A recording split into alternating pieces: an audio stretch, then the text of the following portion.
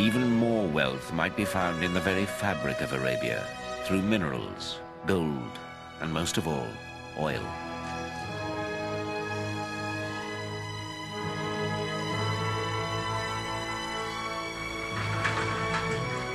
The Hejaz in 1934 saw the reopening of a famous old gold mine at Mahad Dahab. Rock was crushed and gold extracted for export.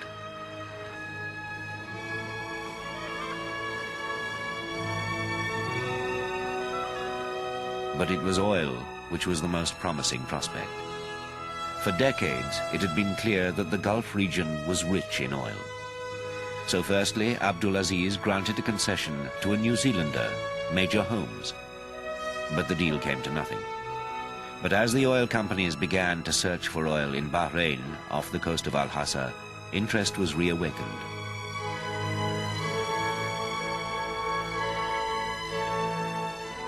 A diplomatic tussle took place in Jeddah, with foreign oil companies competing for a concession. AbdulAziz drove a hard bargain.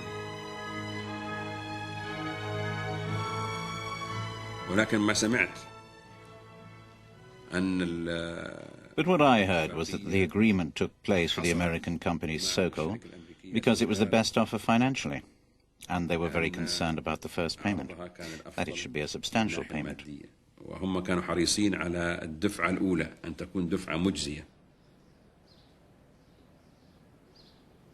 The king gave the concession to an American company, Standard Oil of California. They paid £50,000 in gold in advance, with other benefits. The king directed his minister, Abdullah Suleiman, to sign the deal. This is what King AbdulAziz said: trust in God and sign. Drilling began soon afterwards, but early results were disappointing.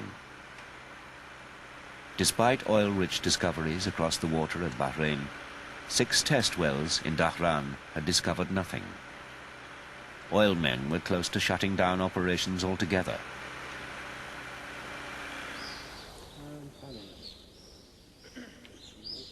Always more concerned about water than oil, AbdulAziz invited 2 experts back to Riyadh to investigate more agricultural projects like Al-Hajj. The geologists visited an old cistern in Ain Heat.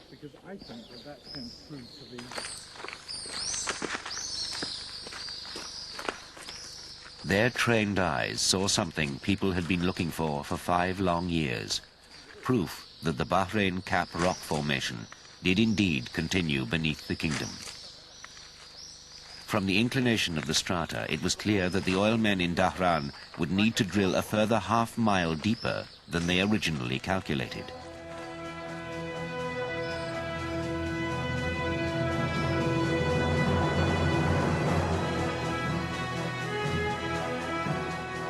Drilling recommenced with renewed enthusiasm.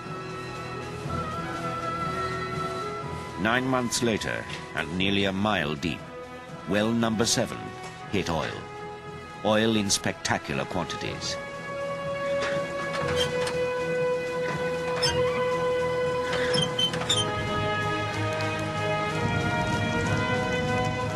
The next year, 1939, AbdulAziz visited the installations at Dhahran to open the valves as the first tanker was loaded. Abdullah Ali Ridha went with him as interpreter.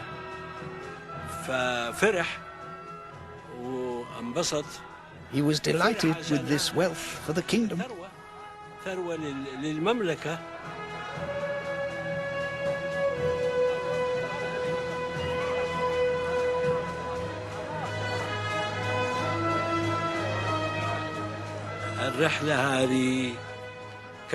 This was a journey of victory to celebrate what God has given us.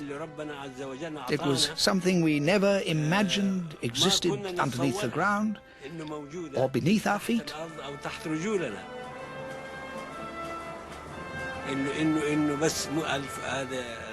The income from oil belongs to the Saudis because God has given them this bounty. But it is a bounty that they know how to handle and use for the good of the country. ويعني لخير البلد في الحقيقة لخير البلد.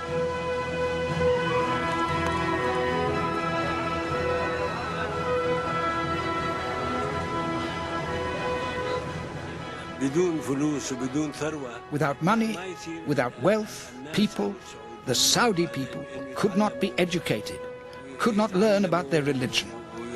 ويعرفوا دينهم. Despite the pace of development, the kingdom preserved its traditional commitment to Islam. To deal with the modern world, the country needed a new kind of education, going beyond what had traditionally been available. بنصب بخفض برفع أبجزم بن بن بن تن تن تن. والحجاز كان فيها بعض المدارس. There were some schools in Hijaz, but in Nejd there were none. Rather, there were some old-fashioned gatherings for youngsters who used to go to the mosques to study the Quran. أعوذ بالله من الشيطان الرجيم. أعوذ بالله من الشيطان الرجيم. بسم الله الرحمن الرحيم. بسم الله الرحمن الرحيم. الحمد لله رب العالمين. As the first money from oil came in, AbdulAziz founded the Dar el-Tawhid in Taif, the House of Oneness, a boarding school teaching mathematics and languages, the combination of religion and modernizing ideas designed to educate an elite. The pupils were all from Nejd. Even Taif seemed like another world. Asem Beta's father was the principal. Sometimes, pupils were summoned by the governors of the regions by force. People thought that the purpose was military.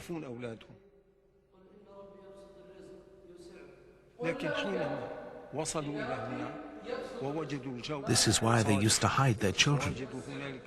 But when parents reached there and found the atmosphere good and knowledge correct, they all became brothers.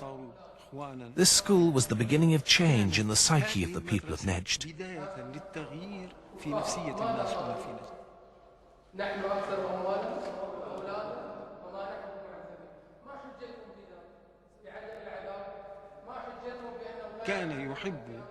He loved the country to develop. He knew that the world was progressing and would not stop. He wanted his country to progress with the rest of the world, provided that it didn't lead people away from the path of righteousness. King AbdulAziz always encouraged these things because he knew that this is part of religion.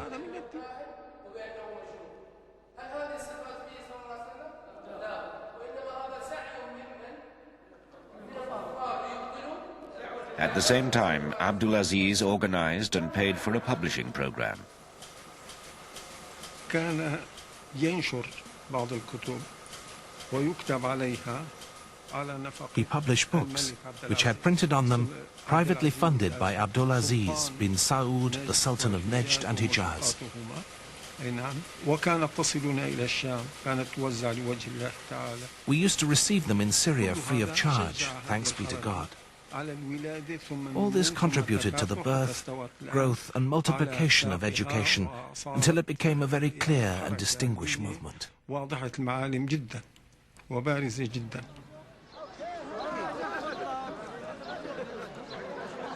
Despite his policy of modernization, AbdulAziz never forgot his obligations as guardian of the holy mosques.